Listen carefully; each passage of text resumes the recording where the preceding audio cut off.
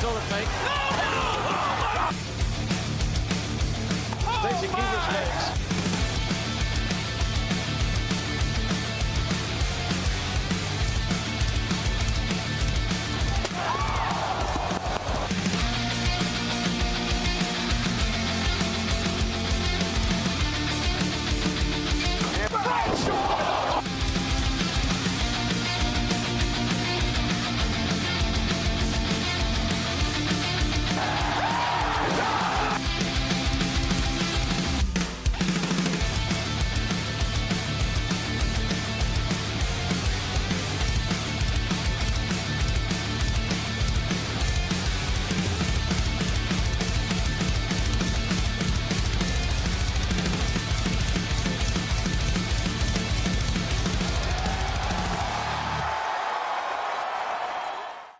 Royal Rumble 2004 was the 17th annual Royal Rumble, taking place on the 25th of January 2004 at the Acovia Center in Philadelphia, Pennsylvania, in front of 17,289 people and 903,000 viewers worldwide, down 80,000 from 2003, but still a great number. We had a great opening video package following a road as we see all the great feuds showcased. The road to WrestleMania 20 begins. We had a decent set, the two Trons being off-center from each other annoys me a bit though. Unfortunately, we have Coachman joining us on commentary as well for the Raw team. Ugh. Match 1, World Tag Team Championship, the Dudley Boys vs Batista and Ric Flair in a tables match. Batista cuts a promo down to the ring and gets some cheap heat by mentioning local sports team. Batista and Flair beat the Dudleys on the last pay-per-view after sneaking their way into the tag team turmoil. They won the rematch on Raw 2, but now we have a Dudley special, a table match. And it was an match. Evolution won when Batista just out of nowhere put Devon through a table with a spine buster. I genuinely can't remember anything else that happened. Not a good opening. Rating a D. Cena does a rap backstage, RVD interrupts, and at the end in a funny moment. Decent rap, good segment, better than the opening match. The commentators talk about Mick Foley, who has been invited to the show by Stone Cold, who is back as the Sheriff of Raw. So to get you up to speed, Foley became GM after Austin was fired. He then got into a beef with Orton. They set up a match to end Raw. Foley walked to the ring and turned around and walked out of the arena and was forced to quit as GM. Orton spat in his face and Foley still walked away like a coward. Austin was made Sheriff of Raw thanks to Linda McMahon and the board of directors, so now he can raise hell again. Foley still doesn't appear even with Orton taunting him constantly week to week. Match 2, Cruiserweight Championship, Rey Mysterio vs Jamie Noble. Nydia, who is Jamie's girlfriend, she was blinded by Tajiri's mist, so she has a cane and glasses. Noble has been using her to win matches, putting Nydia in danger's way. Nydia doesn't know and believes Noble is helping her, and people like Rey are the ones targeting her. It was another match that just ended quickly after nothing much of note. It was a decent little match with Noble working Rey's midsection. Nydia accidentally grabbed Noble's foot, costing him the match, allowing Rey to win with the 619. Literally a 3-minute match, very hard to rate. Rating a D+.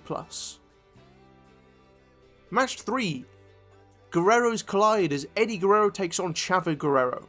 A really good feud. Chavo was getting sick of Eddie's getting attention, and Kurt Angle tried to play peacemaker. He agrees with Chavo, but saying he took it too far by slapping Eddie on national TV. Eddie has been getting angrier each week. Angle seemingly threw Eddie into a Chavo trap and then claimed innocence. Then Chavo and his father, who had returned, faced Eddie and Kurt, but Kurt got an eye injury and hit Eddie with an Angle slam. I smell a heel Kurt coming back. Finally, a match that gets a few minutes to breathe, but it never kicked into full gear though, but it still had a decent amount of backstory going in and some drama with good storytelling, mainly from Eddie, who was still a bit hesitant to go fully in on hitting Chavo. Not a classic by any means, but a solid bout with Eddie doing well with facial expressions and acting. Eddie won with a frog splash. Post-match he beats up Chavo and Chavo Sr. I think if they got 12 to 14 minutes it could have developed well into a classic, but alas, rating a B-. Chris Benoit tries to cut a promo, but Evolution interfere in it, celebrating. Flair tells Benoit that he is always second best and that he can never get the brass ring. Woo!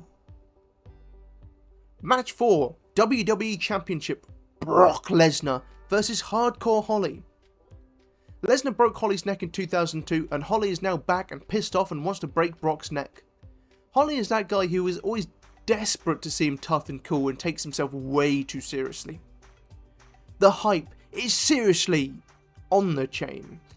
They brawl outside before the match begins and they get in and it slows to a halt. If you love the same rest hold over and over, then this is the match for you. Half the match is Lesnar with a sleeper on Holly with zero fan interest. Holly's comeback is weak and he hits the Alabama Slam and then locks in the full Nelson, but Brock gets the ropes, but they fall to the outside with it still on. F5, wow! Out of nowhere for the win. That was awful. Holly talks a big game but doesn't have the charisma to carry a match. Crowd was asleep for a good reason. Rating, a D-. Match 5, World Heavyweight Championship. Triple H versus Shawn Michaels, last man standing. The forever rivalry, not that I'm complaining because they work so well together. Shawn Michaels nearly beat Triple H in December 2003 on Raw, but it ended in a draw as Shawn pinned Triple H with his own shoulders down as well. So this is the big rematch. That match was insanely good, by the way. Really superb video package, the hype epic movie music always works so well. It got me hyped, baby. Last man standing, so Triple H targets Shawn's back while Shawn targets Triple H's legs, as you would expect. Great storytelling in this match, and while it is a slower paced and stop-start, it works very well here and suits the match and story. Lots of blood from bleed for the sake of bleeding, and act the exact same as normal. The big moment early on was Shawn's springboard crossbody where he misses and lands through the announce table. Somehow that is what busts him open. Shawn gets beaten to a pulp and I love the story of him continuously getting back up and showing he still has that fighting spirit in him, but slowly his tank is going. The match really builds well to Shawn's eventual comeback. Triple H has to hit Shawn Michaels in the balls to save himself. I love the desperation. Each move felt big, especially their respective finishing moves, which felt like huge moments in the match. The match ends in a double countdown. Crowd didn't like that, but I guess you're not supposed to? I get what they went for in the finish, so it doesn't hurt too much. This match felt like a true war and it was superbly done.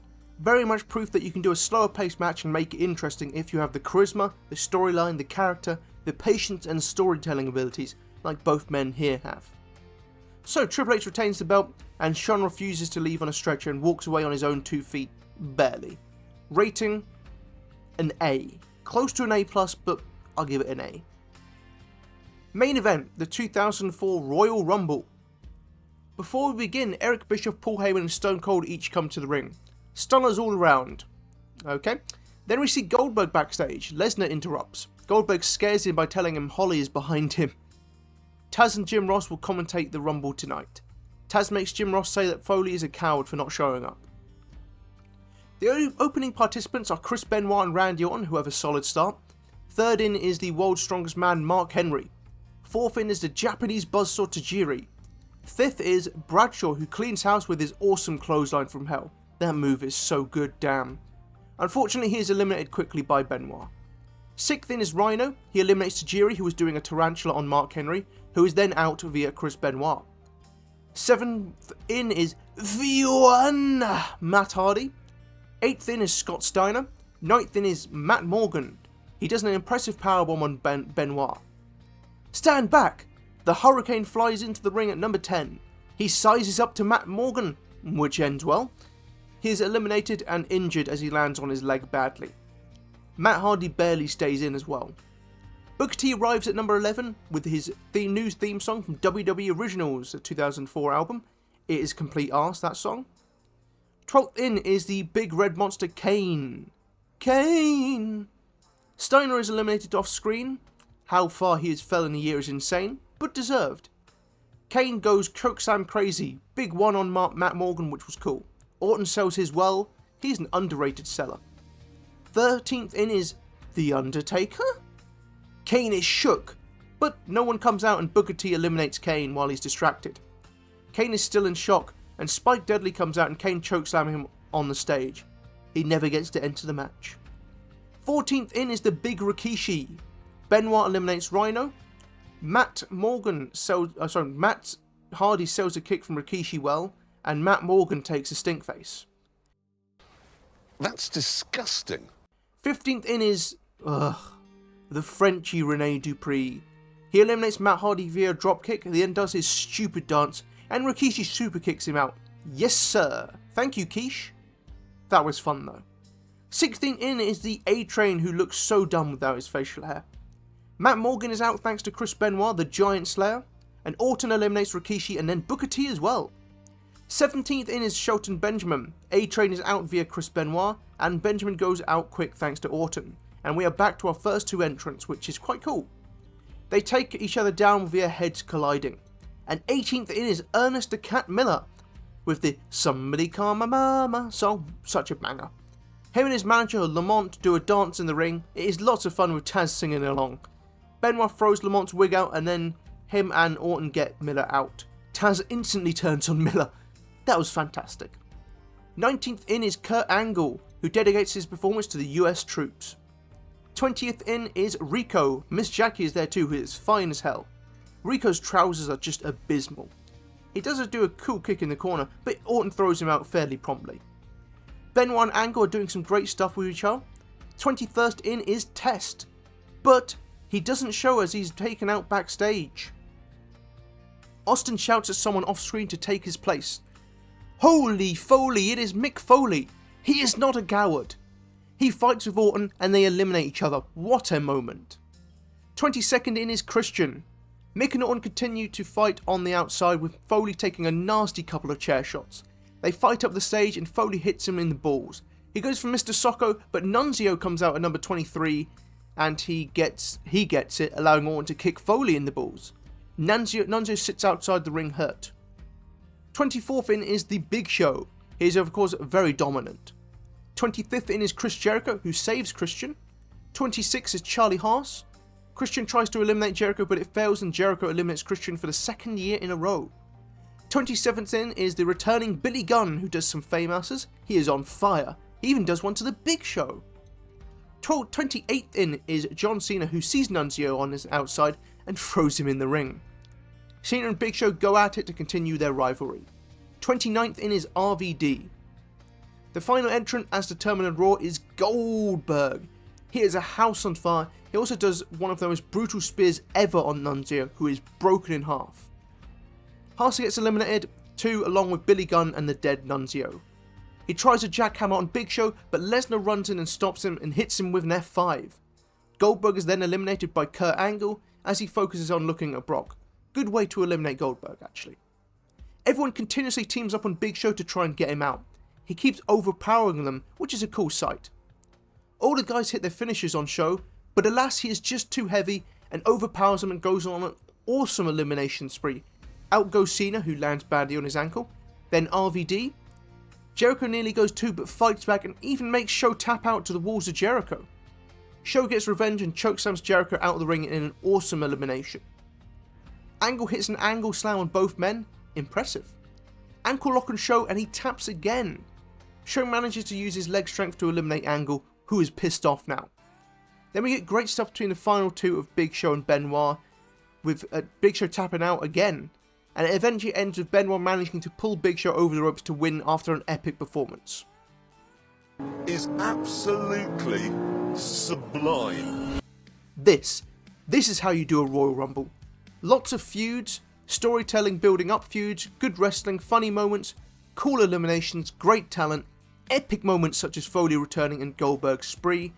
This was simply superb all around and never dragged. Really fantastically done. Rating an A star, almost an S tier. Overall, that was a weird show because it started off quite poor, but by the end there was two absolutely incredible matches. And Eddie Chavo was good as well, so overall I've got to give it a B-. Match of the night was of course the 2004 Royal Rumble, one of the best Royal Rumbles of all time. Worst match of the night, Brock Lesnar vs Hardcore Holly. Man, that was a slog. Moment of the night, I'll give it to Mick Foley's return. That was amazing. Sexy moment of the night, there really was nothing because even Jackie didn't show up for much longer. We didn't get a good shot of her, so sadly nothing. Sad times. MVP awards, only one person can get it per match. Bronze goes to Eddie Guerrero for his great storytelling and acting abilities. Silver medal goes to Shawn Michaels for his epic last man standing performance and great selling and storytelling abilities. And gold goes to the 1 hour performance from Chris Benoit. Thank you for watching. Make sure to like, comment, share, subscribe, and do all that stuff. I know none of you will do it, but I'll say it anyways. Peace out, my brothers!